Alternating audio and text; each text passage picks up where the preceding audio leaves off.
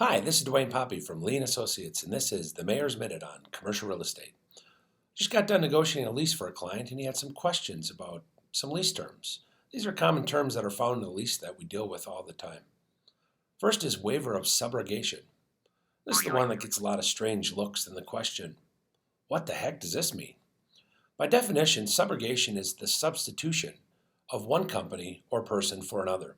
The substituted company or person acquires all the rights. An example of this is Company A has a lease with a landlord. He changes his mind, but rather than default, he locates Company B, who is willing to take over their lease. Company A subrogates the lease to Company B. In this case, his ability to subrogation is waived because the landlord is approving the lease with Company A and doesn't know anything about Company B, so they are waiving or removing that right from Company A. If this comes up, there's still ways to get it done, but the tenant needs to work with the broker and the landlord to accomplish this. Second is subordination.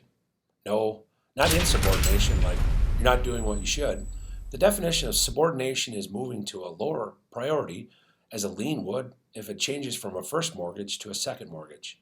The lease is subordinated to any mortgage or deeds of trust that may thereafter be placed upon the premises. An example of this is the landlord refinances the property, and the company has a lease on that property.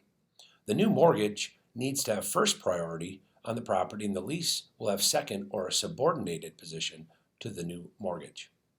Third is quiet enjoyment. No, this is not what quiet enjoyment means, although it looks good. The definition of quiet enjoyment is the right of a tenant who legally is entitled to possession to the use of the property without interference. An example of this is the landlord is unhappy with a low rental rate that a great broker negotiated and continually blocks the driveway of a tenant. After the lease is signed, the tenant has the ability to conduct their business without interference as long as they're not in default of the lease and are abiding by all the rules and regulations set forth in the lease. These are just a few of the common questions that I get when I'm representing companies into lease spaces. When leasing a space, make sure that you have a great representation, both a broker and an attorney. If you have any upcoming real estate needs, please don't hesitate to call.